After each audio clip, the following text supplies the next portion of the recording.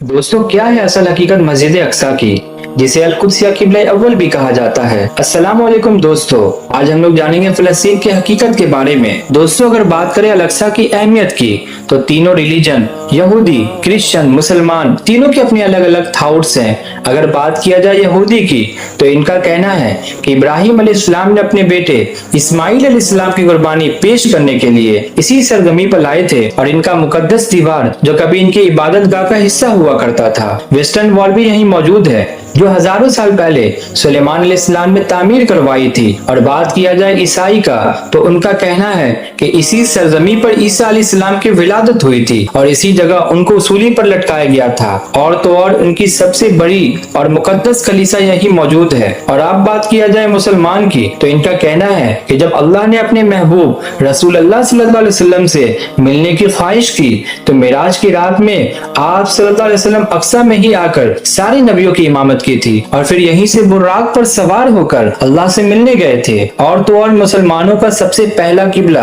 अल अक्सा ही था, जिसकी तरफ सारी दुनिया के मुसलमान इबादत किया करते थे। और तो और मुसलमानों की ये तीसरी मुकद्दस जगहों में आता है। दोस्तों, अगर बात किया जाए फिलिस्तीन की तारीख की, तो मैं आपको ये बताता चलूं कि फिलिस्तीन की सरजमी को सबसे पहले दाऊद अलैहिस्सलाम ने अपने दौरे हुकूमत में इसे फतह किया था, फिर इसे अपने खिलाफत का मरकज बनाया। इसके बाद हजरत दाऊद अलैहिस्सलाम के बेटे हजरत सुलेमान अलैहिस्सलाम आए और खिलाफत को संभाला। सुलेमान अलैहिस्सलाम ने अपने दौरे हुकूमत में एक बिल्डिंग की तामीर करवाई, जिसके अंदर उन्होंने ताबूत सकीना को रखा। दोस्तों, ताबूत सकीना वो मुकद्दस और अजीम संदूक थी, जिसमें सारे नबियों की कुछ न कुछ निशानियात मौजूद थी। हजरत सुलेमान अलैहिस्सलाम के पर्दा फरमा जाने के कई सौ सालों के बाद तकरीबन हजरत ईसा अलैहिस्सलाम के पैदाइश से 598 साल कबल एक बादशाह आया, जिनका नाम बख्त नसर था।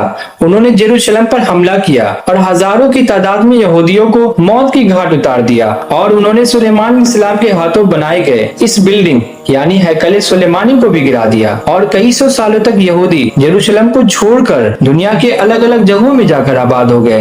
तकरीबन 539 ईस्वी में ईरान के एक बादशाह, जिनका नाम साइरस द ग्रेट था, उन्होंने जेरूशलेम पर हमला करके फिर से अपने अंदर ले लिया और पूरी दुनिया से यहूदियों को वापस लाकर यहाँ आबाद किया। और तो और उन्होंने फिर से इस हैकल सुलेमानी की तामीर करवाई। दोस्तों, कई सौ सालों के बाद रोमन एम्पायर के एक राजा, जिसका नाम टाइटस था, उन्होंने फिर जेरूशलेम पर हमला किया और पूरे शहर को आग लगा दिया और सारे यहूदियों को बाहर निकालकर इस हैकल सुलेमानी को भी गिरा दिया। और फिर वो दौर आया 638 ईस्वी का, जब खिलाफत अब्बासिया के हुक्मरान और मुसलमानों के दूसरे खलीफा, जिनकी हुकूमत 3 बर्रे आजम, एशिया, यूरोप और अफ्रीका तक फैली हुई थी, जिन्होंने रोमन और पर्शियन एम्पायर को मिट्टी में मिला दिया था, जिनके नाम से सारी दुनिया कांपते थे। जब वो मैदान जंग में आते थे तो दुश्मन के चेहरे पर शिकन आ जाती थी। और फिर हजरत उमर ने एक खत भेजा जेरूशलेम, जिसमें हजरत उमर कहते हैं कि जो जेरूशलेम हमारे हवाले कर दो, मैं वादा करता हूँ किसी एक आदमी का भी खून नहीं बहेगा।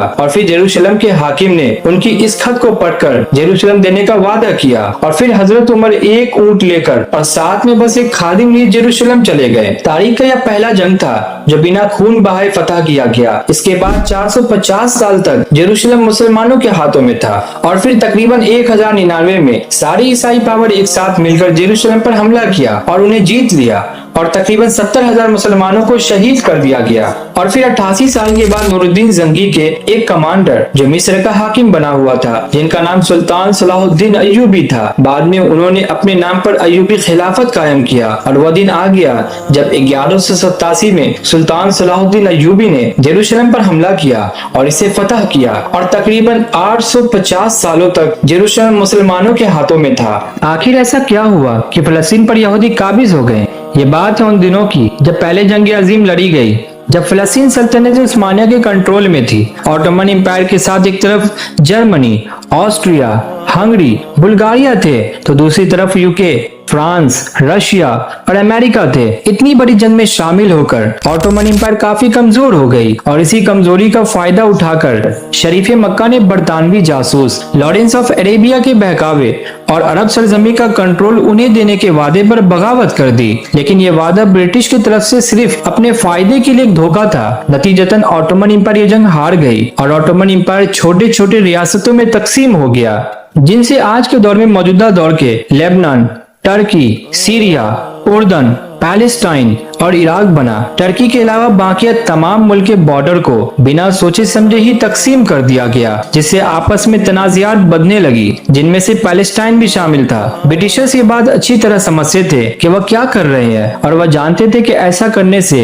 पूरे अरब खित्ते में इनस्टेबिलिटी पैदा होगी, और इसी चीज का फायदा उठाकर अपना कंट्रोल इन मुल्क पर हमेशा के लिए रख पाएंगे। अब ये जंग क्योंकि फ्रेंच और ब्रिटिशर्स ने मिलकर लड़ी थी, लिहाजा ब्रिटिश एंड फ्रेंच हुकूमत के दरमियान एक एग्रीमेंट हुआ, जिनके मुताबिक इन दोनों मुल्कों ने ऑटोमन एम्पायर के आजाद होने वाले इलाकों को आपस के अंदर तकसीम कर लिया। इसे कहते थे सेकस पिकआउट। इस दौरान न तो किसी कौम को, न किसी नस्ल को और न किसी इलाके के शनाख्त का ध्यान रखा गया। मिसाल के तौर पर अगर कोई इसका एक खास नस्ल के लोगों की रियाज का था, तो बजाय इसके कि इसे एक स्टेट बना दिया जाए, बिल्कुल इसका उल्टा करके इस कौम के दरमियान एक लाइन खींचकर बॉर्डर बना दिया गया, जिसमें अरब खित्ते के अंदर इनस्टेबिलिटी पैदा हुआ। इसके पीछे ब्रिटिशर्स की एक अहम कारण भी था, और वह था स्विस कैनाल, जो इंडियन ओशियन को मेडिटेरेनियन सी तक जोड़ने का काम करती थी। इसीलिए इस पर डायरेक्ट या इनडायरेक्ट कंट्रोल करना चाहते थे, जो कि एशिया को यूरोप से कम तरीन फासले पर जोड़ती थी। फलस्तीन, जो कि एक जमाने के अंदर यहूदियों का घर हुआ करता था,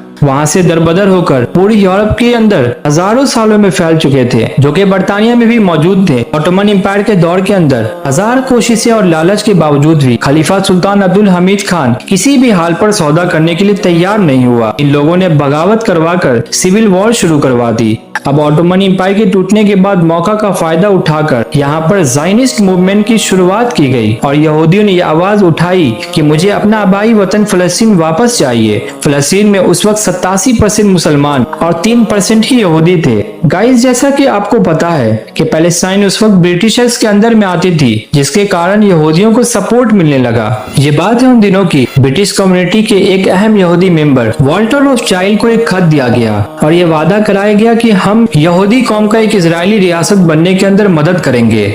और जब दूसरे जंग अजीम शुरू हुई, तभी जर्मनी के अंदर जो हुआ उसे भूला नहीं जा सकता। एडोल्फ हिटलर ने लाखों यहूदियों का कत्लेआम शुरू कर दिया। इसी बुनियाद पर बाल्फोर डिक्लेरेशन की बुनियाद पड़ी, जिसमें यहूदियों को फलस्तीन के अंदर जमीन खरीदकर वहां आबाद होने की इजाजत मिल गई, और वहां के रहने वाले लोगों को बेदखल करना और उनको घरों से निकालना शुरू कर दिया, जिसके कारण फलस्तीन के अंदर मुसलमानों की आबादी कम होकर इनको माइनॉरिटी के अंदर बदलने लगी। इसका सीधा कसूरवार था सिर्फ और सिर्फ बरतानिया, जिसने बिना यहाँ के अवाम की ख्वाहिश और इसकी मर्जी जाने बगैर सिर्फ अपने सपोर्ट और अपने फायदे के खातिर फलस्तीन की पाक सरजमी को यहूदियों के हवाले कर दिया।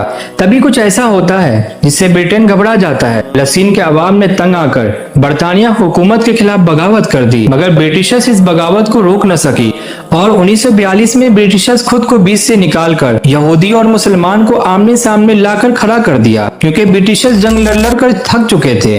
लेकिन इन दोनों कौम और मजहब के मानने वालों के बीच नफरत की आग अब तक बाकी है। जब 1947 के अंदर मामला यूनाइटेड नेशन के अंदर चला गया, तो यूनाइटेड नेशन ने दुनिया के सामने दिखावा करते हुए ये तजवीज दी कि फलस्तीन मुल्क को 2 रियासतों में तकसीम कर दिया जाए, जिसमें 45% हिस्सा मुसलमानों के लिए जबकि 55% हिस्सा यहूदियों को दे दिया जाए, जबकि जेरूशलम शहर इन दोनों के पास होगा। इस पर किसी का कंट्रोल नहीं होगा। मगर ये चीज मुसलमानों को कंट्रोल न हुआ, क्योंकि मुसलमान उस टाइम तादाद में यहूदियों से डबल थी। इसी बुनियाद पर इजरायली मुल्क वजूद में आया, मगर अरब मुल्क ने इसे मानने से इनकार कर दिया। तभी 1948 में अरब इजरायली जंग शुरू हो गई। 5 अरब मुल्कों ने इजराइल पर हमला कर दिया। सबको लगता था छोटी सी रियासत इस जंग को बर्दाश्त नहीं कर पाएगा, पर इसका बिल्कुल उल्टा हुआ, क्योंकि इजराइल अमेरिका और दूसरे वेस्टर्न मुल्कों की मदद से इन तमाम अरब मुल्कों को शिकस्त देकर फलस्तीन के 75% हिस्सा पर यहूदी काबिज हो गया।